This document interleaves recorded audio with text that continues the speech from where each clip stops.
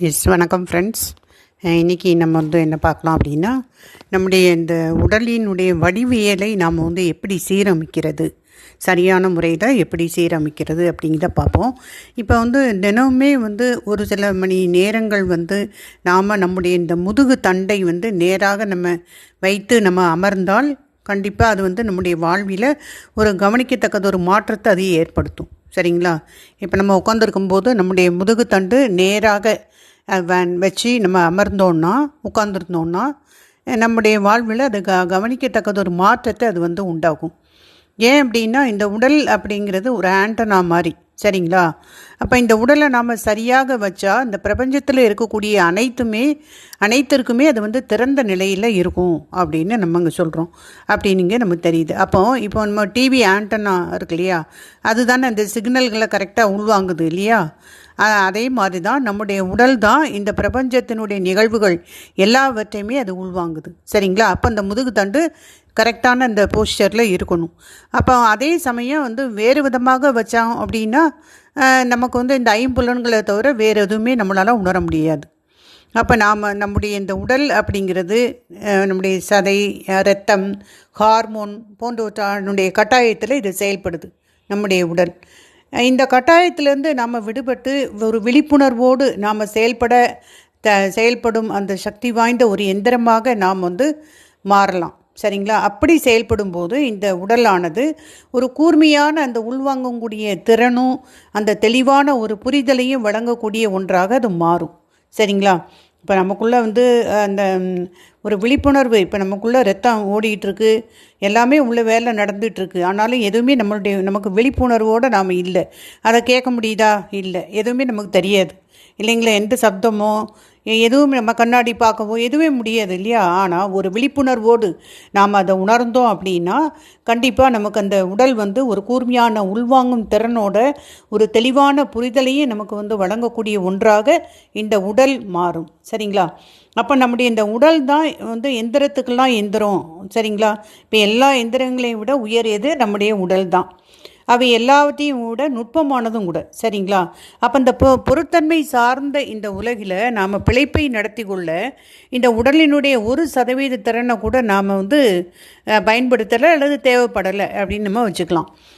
இருந்தாலும் இந்த உடலை வேறெந்த ஒரு உயரிய விஷயத்துக்காகவும் நாம் பயன்படுத்தாமல் ஒரு அற்பமான விஷயங்களுக்கு மட்டும்தான் நாம் பயன்படுத்தி கொண்டு இருக்கிறோம். சரிங்களா? அப்போ இந்த பிரபஞ்சத்தில் நிகழும் ஒவ்வொன்றுமே ஏதோ ஒரு விதத்தில் இந்த உடலுக்கும் நடந்து கொண்டு இருக்குது. ஏன்னா அண்டத்தில் இருக்கிறது தான் பிண்டத்தில் இருக்குது அப்படின்னு நம்ம சொல்கிறோம் இல்லையா? ஸோ அதனால் இந்த பிரபஞ்சத்தில் நிகழக்கூடிய ஒவ்வொன்றும் ஏதோ ஒரு விதத்தில் இந்த உடலுக்கும் நமக்கு நடந்துக்கிட்டு தான் இருக்குது. அப்போ அதை உணர்கிற அளவுக்கு கூர்மையான அந்த கவனிக்கக்கூடிய திறன் நம்மள்கிட்ட இல்லை. ஏன்னா நம்முடைய இந்த உடலை அந்த அளவுக்கு நாம் விழிப்புணர்வோடு நம்ம புரிந்து கொள்ளக்கூடிய தன்மையில் நாம் இல்லை. சரிங்களா? அப்போ இந்த படைப்பு அனைத்துமே ஒரு கச்சிதமான ஒரு வடிவியல் அமைப்பு, ஒரு அடிப்படையை கொண்டு இருக்குது. இப்போ எல்லா படைப்பையும் வச்சுக்கோங்களேன், எதை எடுத்தாலும் அந்த படைப்புகளில் எதை நம்ம பார்த்தாலுமே எல்லாத்துக்குமே ஒரு வடிவியல் இருக்குது, ஒரு ஜியோமெட்ரிக் இருக்குது இல்லையா? அந்த வடிவியல் அடிப்படை அப்படிங்கிறது இருக்குது.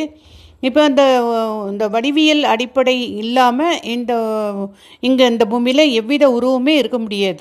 அப்போ நம்முடைய உடலினுடைய அந்த வடிவியலை நாம் அந்த ஜாமெட்ரிக்கை நம்ம சரியான முறையில் நாம் சீரமைச்சோன்னா இந்த பிரபஞ்சத்தில் நாம் அந்த வடிவியலை நமக்குள்ளே பிரதிபலிக்க முடியும்.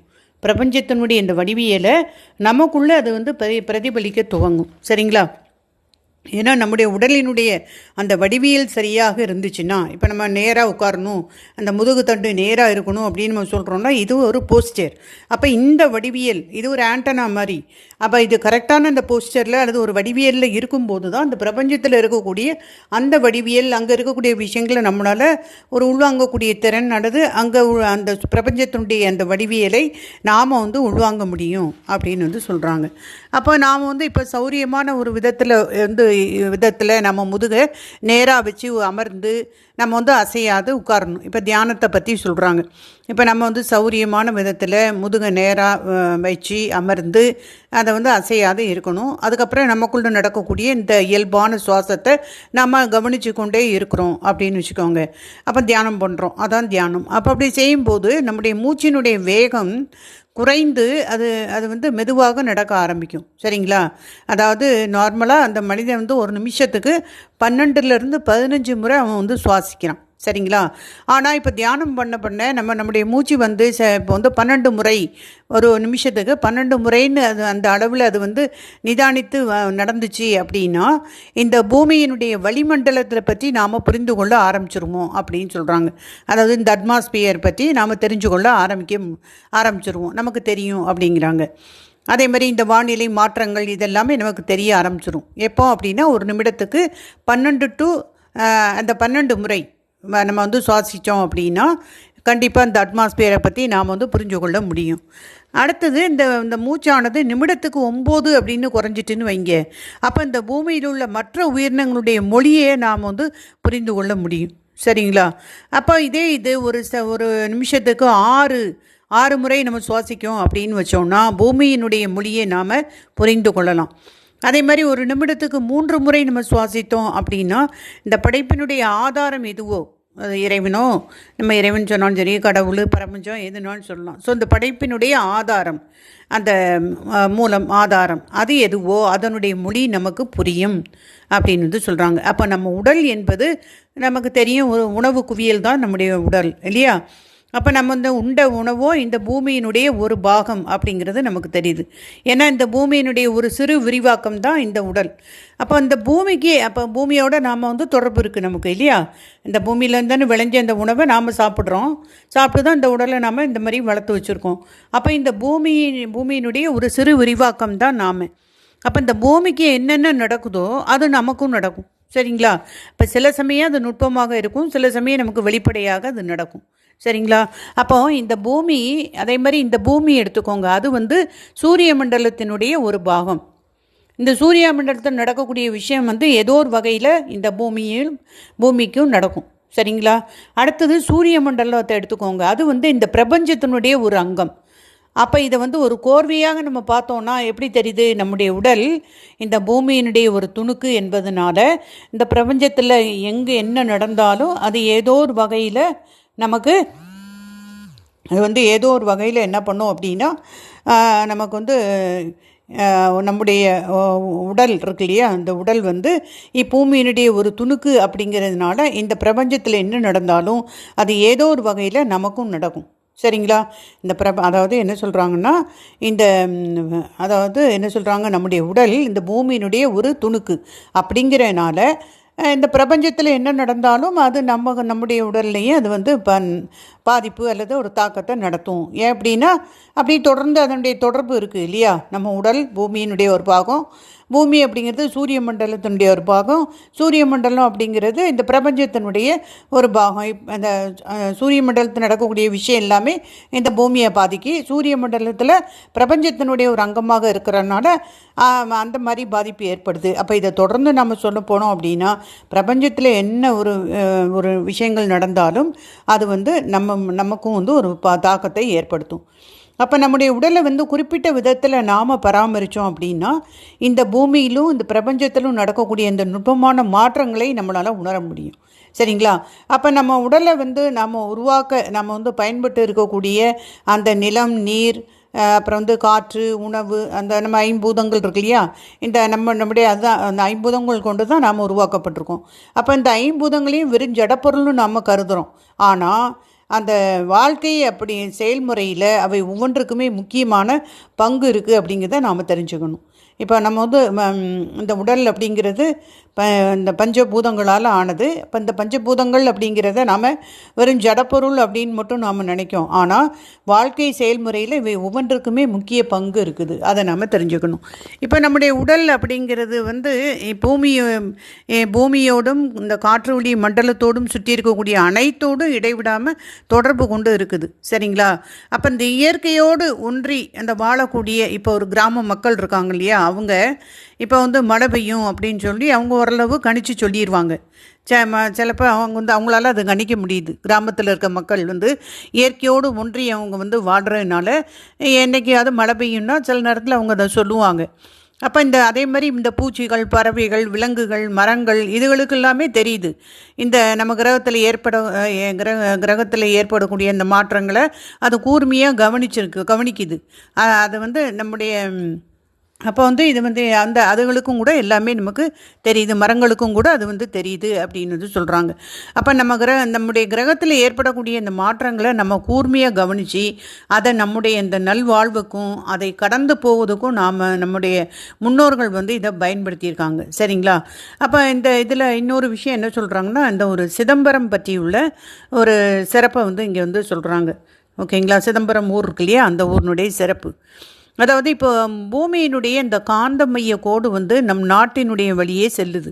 சரிங்களா? பூமியினுடைய காந்த மைய கோடு அது வந்து நம்முடைய நாட்டின் வழியே செல்லுது. இந்த இடங்களை வந்து யோகிகள் வந்து துல்லியமாக உணர்ந்திருக்காங்க. சரிங்களா?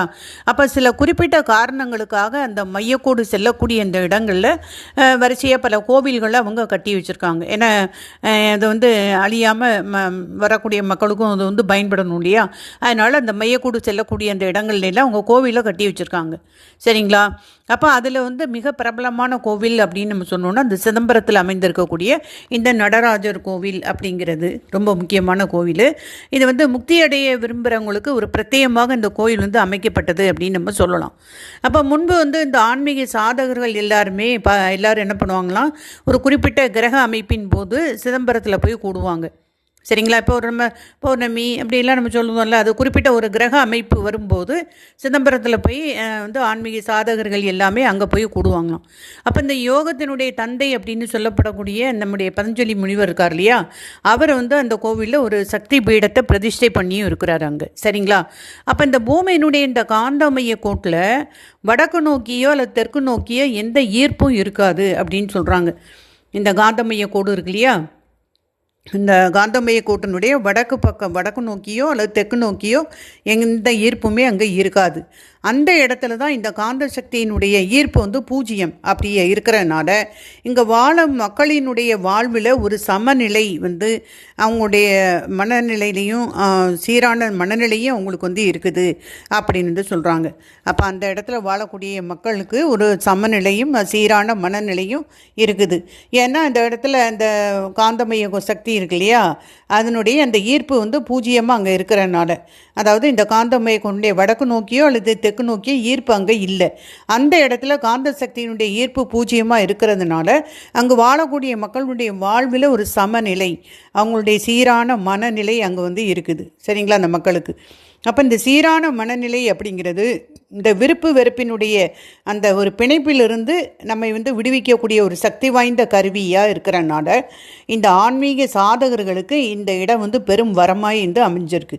சிதம்பரம் அப்படிங்கிற அந்த நடராஜர் கோவில் வச்சுக்கோங்களேன், அந்த சிதம்பரம் இடத்துல உள்ள நடராஜர் கோவில் இவ்விடம் வந்து பெரும் வரமாக நமக்கு அமைஞ்சிருக்கு. யாருக்கு அப்படின்னா இந்த ஆன்மீக சாதகர்களுக்கு. சரிங்களா? இப்போ சிதம்பரத்தினுடைய மற்றும் ஒரு சிறப்பு அம்சம் என்ன அப்படின்னு பார்த்தோன்னா, இது பூமியினுடைய 11 டிகிரி அந்த அக்ஷரேகையில் இது வந்து அமைஞ்சிருக்கு. இந்த கோவில் வந்து கட்டப்பட்ட போது பூமியினுடைய இந்த காந்தமைய கோடும் இந்த 11 டிகிரி அக்ஷரேகையும் அந்த இடத்துல அது வந்து அது வந்து சங்கமித்து இருக்கிறது ஒரு அபூர்வமான ஒரு நிகழ்வு அப்படின்னு சொல்கிறாங்க. அப்போ அந்த சிதம்பரம் அப்படிங்கிற அந்த நடராஜர் கோவிலில் இந்த பூமியினுடைய 11 டிகிரி அக்ஷரேகையில் இது வந்து அமைஞ்சிருக்கு.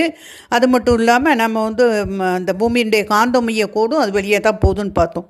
இப்போ இந்த ரெண்டுமே இங்கே அமைஞ்சிருக்குது. இது வந்து ஒரு அபூர்வமான ஒரு நிகழ்வு அப்படின்னு சொல்கிறாங்க. அப்போ இந்த இடத்தினுடைய முக்கியத்துவம் என்ன அப்படின்னு நம்ம பார்க்கும்போது, இந்த அக்ஷரேகையில் வந்து பூமியினுடைய அந்த சாய்வு நிலை இருக்கு இல்லையா, அது வந்து பூமியினுடைய இந்த மைய விலக்கு விசையை என்ன பண்ணுது அப்படின்னா, அதாவது நேர் மேலே பாய செய்யுது. சரிங்களா? பூமியினுடைய அந்த மைய விலக்கு விசையை நேர் மேலே பாய செய்யுது. இதனால் இந்த இடத்துல வந்து மனிதர்கள் அல்லது சாதகர்கள் அங்கே இருக்கும்போது அவங்களுடைய சக்தி நிலை வந்து மேல் நோக்கி தள்ளப்படுது. சரிங்களா? இப்போ நம்முடைய குண்டலினி சக்தின்னு எடுத்துக்கோங்களேன். இப்போ அதுக்காக தானே எத்தனையோ ப்ராக்டிஸ்லாம் நம்ம பண்ணுறோம் இல்லையா? அப்போ இந்த இடத்துல வந்து இயற்கையே அதுக்கு வந்து ஒரு தன்மையை வந்து அந்த இடத்துல அப்படி வச்சுருக்கு. அதனால் அங்கே வரக்கூடிய சாதகர்களுக்கு அந்த அந்த அந்த இடத்துக்கு போகும்போது அவங்களுக்கு அந்த சக்தி நிலை வந்து ஆட்டோமேட்டிக்காகவே மேல் நோக்கி தள்ளப்படுது. சரிங்களா? ஏன்னா அந்த ஜியாமெட்ரிக்கு அப்படி இருக்குது. அந்த அந்த அந்த ஜியாகிரஃபி வந்து அப்படி இருக்குது. அப்போ அதாவது இந்த சக்தி நிலையை வந்து நாம் உயர்த்த வேணும்னு சொல்லி இந்த அன்பர்கள் அந்த நோக்கத்துக்காக இவ்விடத்தில் இயற்கையிலேயே இது வந்து இயற்கை வந்து ஒரு கை கொடுத்துருக்கு அவங்களுக்கு அப்படின்னு சொல்கிறாங்க. இதனால் இவ்விடம் வந்து ஒரு புனித தலமாக இங்கே வந்து ஆராதிக்கப்பட்டிருக்கு. ஸோ இயற்கையில் நடக்கும் இந்த நிகழ்வுகளை வந்து மனிதன் வந்து ஆன்மீக வளர்ச்சிக்கு பயன்படுத்த அது வந்து முற்படுது. சரிங்களா? இப்போ இயற்கையில் நடக்கக்கூடிய அந்த நிகழ்வுகள் எல்லாமே மனிதனுடைய ஆன்மீக வளர்ச்சிக்கு பயன்படுத்தணும் அப்படின்னு அது வந்து நமக்கு எண்ணி தான் அந்த இயற்கை வந்து கை கொடுத்துருக்கு. என்றாலும் நம்ம வந்து இந்த இயற்கையை வந்து சார்ந்தும் நம்ம வந்து இந்த மாதிரி இடங்களில் போய் நம்ம வந்து தியானம் பண்ணலாம். அல்லது நம்ம வீட்டிலேயே நம்ம வந்து உள்பயணத்திலேயே நாம் கவனம் செலுத்தி அந்த முன்னேறும் வழியும் கூட நமக்கு இருக்குது. சரிங்களா? அதுதான் நம்ம தியானம்னு சொல்கிறோம். அப்போ வந்து எப்போவுமே இந்த கோவிலில் போய் நம்ம தியானம் பண்ணலாம். அதுலேயும் இங்கே சிதம்பரம் அப்படிங்கிற இந்த நடராஜர் கோவில் அப்படிங்கிறது ஜியாகிரபிக்கலாகவே நமக்கு இயற்கை நமக்கு கை கொடுக்கு அந்த ஒரு ஆன்மீக முன்னேற்றத்துக்கு அல்லது முக்தி பாதைக்கு அல்லது நம்முடைய அந்த உயிர் சக்தியானது மேலோக்கி இயற்கையாகவே அது வந்து மேல் நோக்கி எழும்புறதுக்கு வந்து ரொம்ப உதவியாக இருக்குது அப்படின்னு வந்து சொல்கிறாங்க. ஸோ இது ஒரு அபூர்வமான நிகழ்வு அப்படின்னு சொல்கிறாங்க. அப்புறம் வந்து நாம் இப்போ உள்பயணத்துலேயும் நம்ம கவனம் செலுத்தி இந்த முன்னேறும் வழியில் கூட நாம் போகலாம். அந்த தியானம் அப்படிங்கிறதும் நம்ம பண்ணிக்கலாம். ஸோ அந்த ஆன்மீக பயணத்தை நாம் மேற்கொள்ள நமக்கு 2 வழி இருக்குது. ஒன்று, இயற்கை வழங்கக்கூடிய எல்லா உதவிகளையும் பெற்று படிப்படியாக நம்ம மெதுவாக அந்த பயணத்தில் போகிறது. இன்னொன்று நம்முடைய உள்நோக்கிய பயணம் அப்படின்னு நம்ம சொல்கிறோம் இல்லையா, தியானம். ஆனால் இப்போ நம்ம வாழக்கூடிய இந்த சமூகத்தில் இந்த 2யுமே நம்ம சமமாக ஆதரித்து செல்வது அப்படிங்கிறது நமக்கு நல்லதாக இருக்கும் அப்படின்னு வந்து சொல்கிறாங்க. அப்போ இந்த உடல் அப்படி பற்றி இங்கே வந்து சொல்லியிருக்காங்க. நம்முடைய உடலை வந்து எந்த ஒரு ஜியாமெட்ரிக்கில் நம்ம வச்சுக்கணும், எந்த ஒரு தன்மையில் நம்ம வைக்கும்போது ஒரு உடலினுடைய இந்த வடிவியலை நாம் எப்படி வச்சோம் அப்படின்னா அந்த பிரபஞ்சத்தில் இருக்கக்கூடிய எல்லா விஷயங்களையும் நாம் வந்து கிரகிக்க கொள்ளக்கூடிய திறன் வந்து நமக்கு வரும் அப்படின்னு அதில் வந்து சொல்கிறாங்க. Okay masters, okay friends, thank you friends.